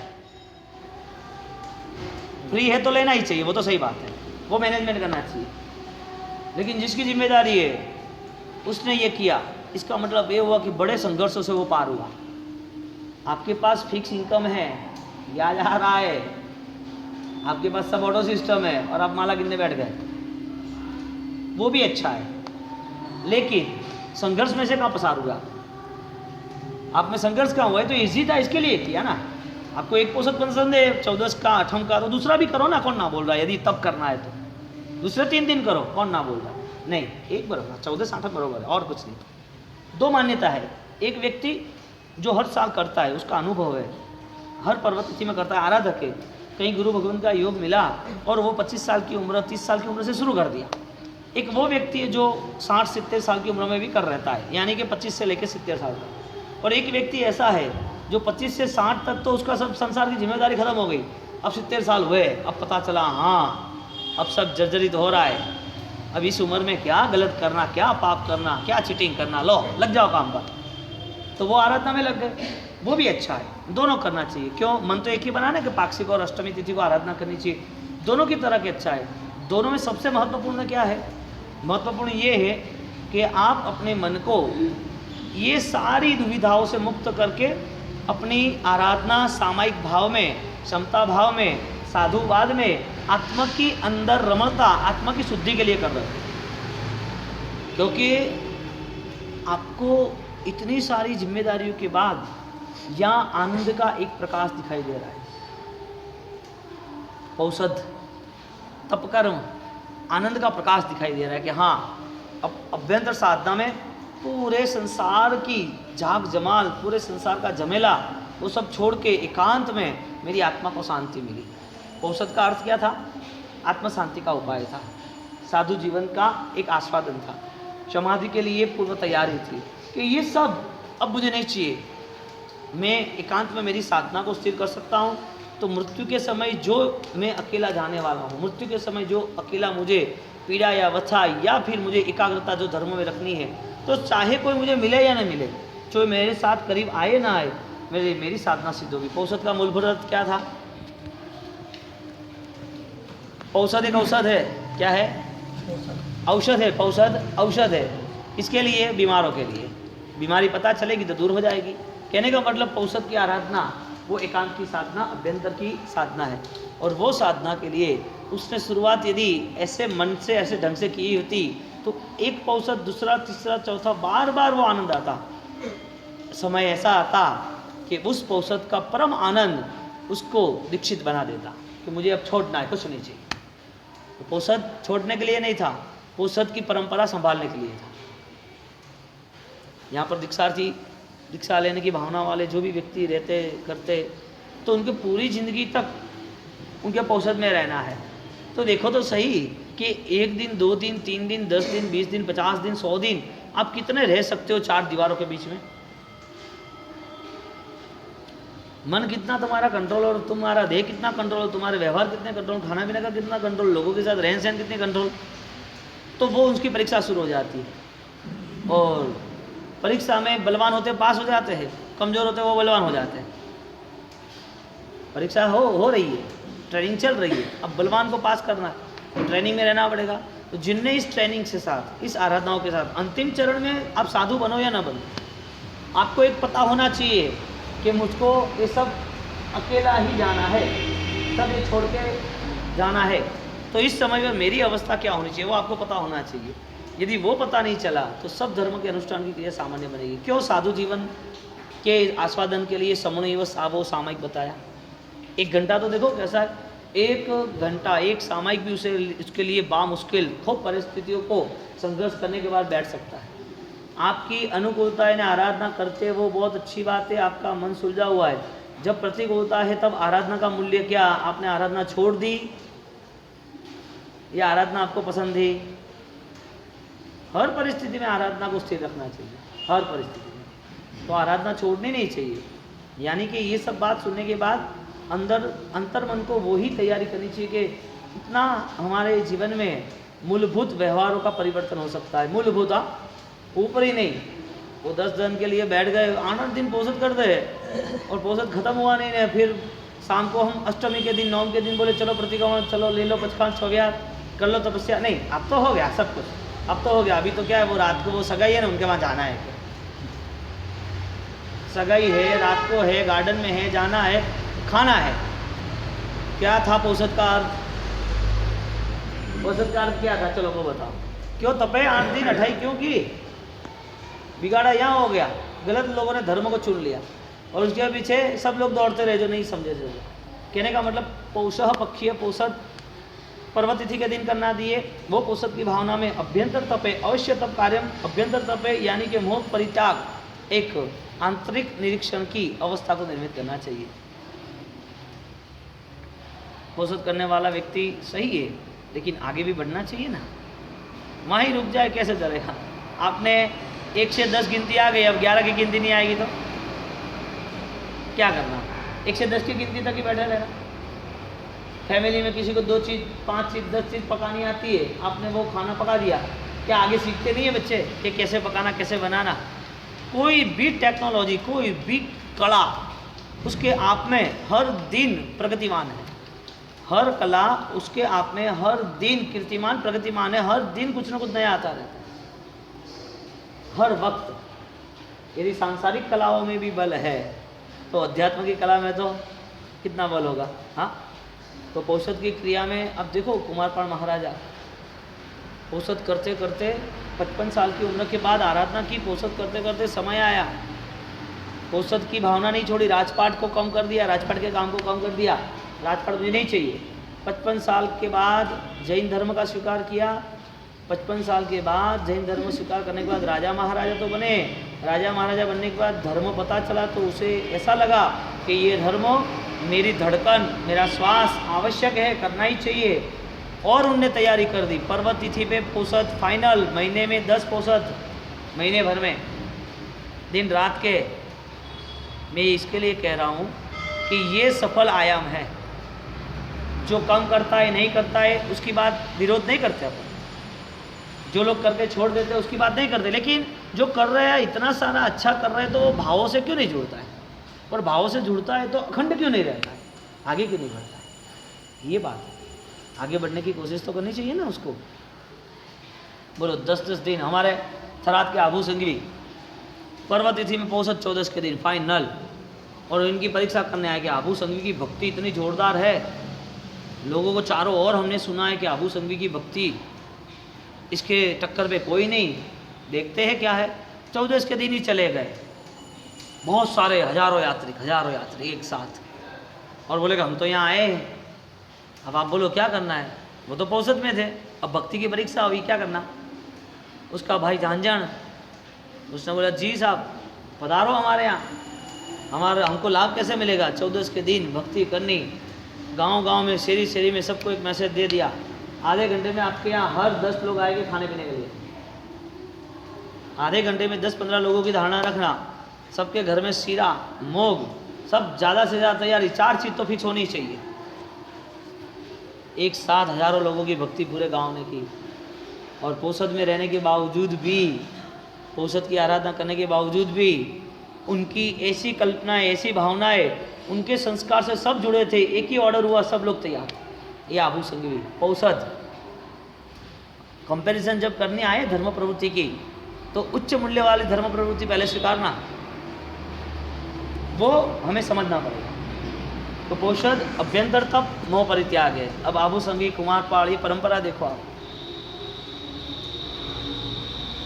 भाईंदर में जब चातुर्मास था तो कितना युवाओं ने कार्य किया है, मैं सोचता रह गया। उनने पोषद नहीं किए, लेकिन 8 दिन कहीं पर बिजनेस पर नहीं गए। कोई करोड़पति नहीं है वहाँ पर, ठीक है, अपना 50-60 लाख का घर है, दूसरा 50 लाख का बिजनेस है, सब लड़के। हालांकि 3 दिन ना जाए तो नहीं चले, एक नहीं है, चलो छोड़ो ना, आराधना करेंगे, गुरुजी मिले, आराधना में जुड़ेंगे, नहीं जाना है, छोड़ दो। कोई दुकानदारी ने कोई लंबा चौड़ा बिजनेस ऐसा नहीं था, वहाँ खड़े रहना, पैकेट देना, लेना, आना, बस वो बिजनेस करना। वो नहीं मिले तो कोई दूसरा करे, कुछ नहीं जाना, छोड़ दो। 11 बजे तक व्याख्यान चले, वापिस 6 बजे आना, जाना ही नहीं। पूरे दिन आराधना, व्याख्यान, भक्ति भाव, दर्शन, वंदन, तपस्या जुड़ गए। मुझे याद है कि 300 घर में से 10 लोग शायद जिसकी हार्ड एंड फास्ट नौकरी होगी वही, ऐसे 10% लोग, ज़्यादा नहीं। मैं सोचता रह गया कि इन लोगों को धर्म का बल मिला है, धर्म पसंद है। धर्म आप क्या कर रहे हो वो बड़ी बात नहीं, आपका मन क्या आपको मैसेज दे रहा है वो बड़ी बात। बार बार उनको पकड़ के रखना पड़ेगा आपको। इसका लगाव जैसे लगाव बच्चों का है, इनके लिए आपका मन तैयार होता है, ऐसा लगाव धर्म का होगा ना, तब धर्म आपको भी आपके साथ में रखेगा। खिलाएंगे हम तो 15 पोल में दान नहीं देंगे, वो तुम भी मत खाओ, तुम्हारे परिवार वाले जो भी है उसको भी मत खिलाओ, पानी मत पिलाओ, भोजन नहीं कराओ, क्योंकि वो भी हिंसा होगी ना। आपको वो जीव से हिंसा लग रही है, तो आपके परिवार में जो भी है उनके लिए कुछ मत करो। वो कहे कि हमें खाना नहीं मिलेगा, जाओ उपवास कर लो, ये तो हिंसा लग रही है। ऐसा विचित्र दिमाग नहीं रखना। हमें आचार पालन करना है, हमारे लिए करना है, और जो पॉसिबल है, और वो भी आपके आत्मा को और आपके धर्म को अनुकूल हो। धर्म की भी कहीं पर भी कोई भी एक चीज डिस्टर्ब हो, ऐसा नहीं करना। यानी कि आसाधना नहीं होनी चाहिए, शासन की हिलना नहीं होनी चाहिए। आपने ऐसा वन साइड पिक्चर बना दिया, यही करना, तो वो गलत है। भगवंत ने हर वक्त हर समय पर क्रिया पर कोई ना कोई चेंजेस, वो भी भाव को टिकाने के लिए, भाव की सुरक्षा के लिए, और आपने वो भाव सुरक्षा नहीं बताई तो वो गलत। जिस समय पर जो चीज की जरूरत है उसे प्राथमिक स्थान देना चाहिए, जो चीज की जरूरत है उसे प्राथमिक स्थान देना चाहिए। तो वो स्थान आप तैयार करोगे तो अच्छी बात है। एक छोटी सी बात, दीक्षा थी, एक व्यक्ति है और दीक्षा थी एक व्यक्ति, उसके जीवन में दीक्षा लेनी है, उसके फैमिली इसके पीछे 5-10 लाख का खर्चा करेंगे कि नहीं करेंगे? करेंगे। अब 5-10 लाख का खर्चा करेंगे तो वो व्यक्ति यदि सही मायने में धर्मात्मा है, यानी कि जो दीक्षित जिसको दीक्षा लेनी है वो खर्चा करेंगे, उत्साह उमंग से करेंगे, जैन शासन की क्रिया है ना, नहीं। लेकिन उस वक्त वहां पर दंगे फसाद हो गए, बहुत सारी झुपड़पट्टियां, लोग मर गए, डूब गए, पूर हो गए, मारा मारी हुई, कुछ भी हुआ, वहां पर न्यूज़पेपर में, चैनल में एक ही बात चल रही है कि बहुत सारा नुकसान हुआ है, बाढ़ आई है, परेशानी हुई है। उस समय पर आपके ढोल नगारे, आपके आडंबर, आपके भोजन, वो शास्त्र मार्ग है या नहीं? आपके 5 लाख का खर्चा, इसके जगह पर आपने 2 लाख वो अनुकंपा में, करुणा में दिए होते तो वो ज्यादा शासन प्रभाव में होती। ऐसा मेरे साथ हुआ, भूकंप हुआ, भूकंप के बाद गुजरात में दंगे फसाद हो गए दाहोद के, और आया दीक्षा का कर्तव्य आया, यानी कि दीक्षा के लिए उपलक्ष्य में, तो सिटी में सब धमाल थी, यानी कि रतनपुर की साइड। हम संसारी अवस्था में रह रहे थे यहाँ नवरंगपुरा मीठागली के वहाँ, तो वहाँ के अपने समाज के सब लोग पापा के साथ आ गए और बोला कि बहुत समय के बाद अपनी दीक्षा हो रही है और दीक्षा में अपने को बहुत अनुकूल करना है, जबरदस्त करना है। उन्होंने बोला कि सही बात है, आपको जो भी उचित लगे अच्छे से अच्छा ही करना है, हमें कोई कम करना ही नहीं है। तो दीक्षा की तैयारी ने ये सन वैसा उन लोगों ने तो सब तय कर दिया। तो उन लोगों ने वहाँ सिटी में 2 किलोमीटर जो हमारा पुराना गुरु मंदिर है रतनपुर, वहाँ पर दंगे फसाद, और पूरे अहमदाबाद में कालूपुर में इधर झुपड़पट्टी जला दी। दाहोद का पूरा पिक्चर चला, तो दाहोद के पिक्चर के पीछे ये सब रहा। तो यहाँ पर समाज वाले घर पर आए, उन्होंने बोला कि अपने को ये करना है। पापा ने बोला कंफर्म करना है। अब मेरे पास बात आई कि ये ऐसा ऐसा है, इस टाइम पर शोभा यात्रा है, आपको तैयार होना है और सबको लेके आना है। मुझे नहीं करना है कुछ। अरे कि ऐसा नहीं होता है, पूरा समाज है और नहीं करोगे तो कैसा लगेगा, मुझे क्या लगेगा। समाज वाले के सामने जाहिरात कर दो 5-10 लाख की कि गरीबों को बांटने, बात खत्म। आप 2-4 मिठाई खाने के बाद, आप अच्छी चीज भोजन में 2 टाइम करने के बाद, शोभा यात्रा में आने के बाद, वर्षीदान लेने के बाद, आप 2 दिन के लिए या 2 घंटे के लिए अच्छा बोल दोगे, और शायद मिठाई फीकी होगी तो बोलोगे फीका बनाया। इसमें कोई सिस्टम नहीं होगी तो आप तो क्रॉस तो बोलने ही वाले हो कोई ना कोई। लेकिन आपकी भावना सही है। इस भावनाओं को लेके मेरा मन मान नहीं रहा है, क्योंकि इतने सारे लोग जो खाने पीने के वादे पड़ रहे हैं, जो बेचारे परेशान है, जिसकी झुपड़पट्टियां जल गई, कोई कौमी रमखान हो गया, लेकिन वो इंसान तो थे ना, और वो उनके दुख पे हम जश्न बनाए, वो तो एक गिदड़ों की फौज रहती है, वो मजा नहीं आएगा। उनने 3 दिन तक माथापच्ची की, सब परमिशन ले ली थी, पुलिस की, कमिश्नर थी, सब वीआईपी को बुलाए। मेरा कुछ भी हो, रविवार को शोभा यात्रा यानी कि दीक्षा का वरघोड़ा था, और लास्ट में शुक्रवार को कंप्लीट फाइनल कैंसिल किया, मुझे नहीं करना, मैं नहीं बैठूंगा। 3 दिन तक रात को 2-2 घंटे तक मुझे समझाया, ऐसा ऐसा ऐसा, तुम्हें जो करना वो करो। कहने का मतलब जिस समय पर जो उचित कर्तव्य है उसको प्रथम अग्रिम स्थान देना ही चाहिए। तो दोनों थे, एक परमात्मा का जीवन जो स्वीकार रहे और परमात्मा के पीछे यदि ये जीवन है तो वो भी लोगों को पता चले तो भावना बड़े अच्छी बात है। लेकिन इसके साथ साथ जैन शासन को यदि कोई ऐसे एंगल है जो छू रहे, उसका भी हमें ध्यान देना चाहिए। तो यहाँ पर करुणा के नाम पर 6 काय समारंभम, 6 काय जीवों की रक्षा